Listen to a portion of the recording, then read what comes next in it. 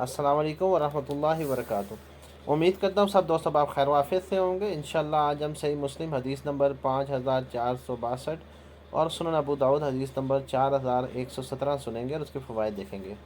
حضرت ابن عمر رضی اللہ عنہ روایت کرتے ہیں کہ میں رسول اللہ صلی اللہ علیہ وسلم کے پاس سے گزرا تو میری کمر کی چادر اس حد تک لٹک رہی تھی، یعنی میرا تہبند لٹکا ہوا تھا کہ آپ صلی اللہ علیہ وسلم نے فرمایا، اے عبداللہ اپنا تہبند اونچا کرو۔ چنانچہ میں نے اسے اونچا کر لیا۔ آپ صلی اللہ علیہ وسلم نے پھر فرمایا اور اونچا کرو، بس میں نے اور اونچا کر لیا۔ اس کے بعد تو میں ہمیشہ اس کا خیال رکھنے لگا۔ بس بعض لوگوں نے پوچھا کہ یہ تہبند کہاں تک ہو، تو ابن عمر رضی اللہ عنہ نے فرمایا آدھی پنڈلیوں تک۔ اسے صحیح مسلم نے روایت کیا ہے۔ اس حدیث کے فوائد یہ ہے کہ ہزار جو سے مراد وہ کپڑا ہے جو ناف سے لے کر ٹخنوں تک کے حصے کو ڈھانپنے کے لیے استعمال کیا جائے، وہ تہبند ہو یا شلوار ہو، پاجامہ ہو یا پتلون ہو، پینٹ وغیرہ، یہ سب احزار میں شامل ہیں۔ ان میں سے ہر کپڑا آدھی پنڈلی تک ہو تو زیادہ بہتر ہے، لیکن اگر ٹخنوں تک رکھنے کی اجازت ہے۔ ٹخنے ننگے رہنا چاہیے، یہ بہت ضروری ہے۔ ٹخنوں سے نیچے کپڑا لٹکا کبیرہ گناہوں میں سے ہے۔ یہ حکم صرف مردوں کے لیے ہے اور عورتوں کے لیے اس کے برعکس ٹخنے بالکل پیروں تک ڈھانپنا ضروری ہے، بالخصوص جب وہ باہر نکلیں، تاکہ ان کے پیروں میں بھی غیر محرم کی نظر نہ پڑے اور ان کی زینت جو ہے وہ واضح نہ ہو۔ دوسری حدیث میں حضرت ابن عمر روایت کرتے ہیں کہ رسول اللہ صلی اللہ علیہ وسلم نے فرمایا، جو شخص تکبر کے طور پر اپنا کپڑا لٹکائے اور گھسیٹ کر چلے گا، اللہ تعالیٰ قیامت کے روز ان کی طرف رحمت کی نظر سے نہیں دیکھیں گے۔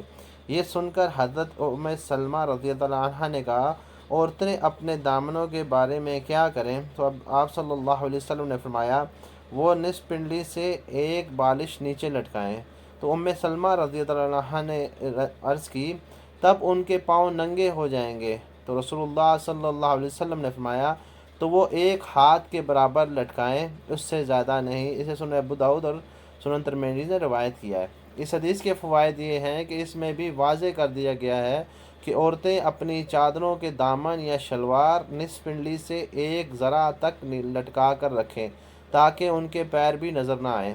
ذرا کہنی کی جو درمیانی انگلی ہوتی ہے ادھر سے لے کر کونی تک ہوتا ہے، ہاتھ کی انگلیوں سے لے کر کونی تک کے حصے کو ذرا کہتے ہیں، جس کا ترجمہ ایک ہاتھ کر لیا جاتا ہے۔ عورتوں کے لیے یہ حکم مردوں کے مقابلے میں نصف پنڈلی سے یا ٹخنوں سے ایک بالش ایک ہاتھ مزید لٹکانا ہے۔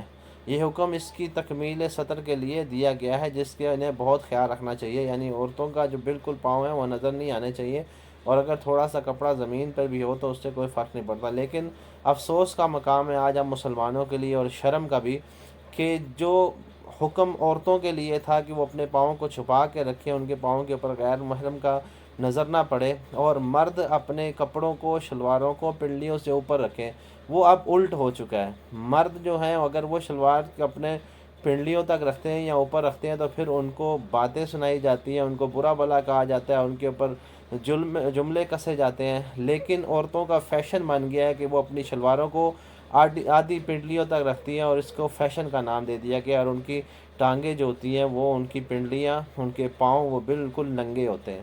تو یہ جو حکم اسلام کا تھا کہ مرد اپنی پنڈلیوں سے اوپر رکھیں، اپنے ٹخنوں سے جو شلوار ہے تہبند ہے اس کو اوپر رکھیں یا نصف پنڈلی تک رکھیں، اس پر عمل آج کل کی عورتیں کر رہی ہیں، اور جو عورتوں کا حکم تھا کہ وہ اپنے پاؤں کو چھپا کے رکھیں، یہ ان کی زینت ہے، اس کے اوپر عمل آج کل کے مرد کر رہے ہیں۔ ہمیں اس کے اوپر سوچنا چاہیے، یہ ایک مسلمانوں کے لیے بہت بڑی شرم کا مقام ہے۔ السلام علیکم ورحمۃ اللہ وبرکاتہ۔ اللہ تعالیٰ میں دین اسلام پر عمل کرنے سے قائم کرنے کی توفیق عطا فرمائے۔ آمین۔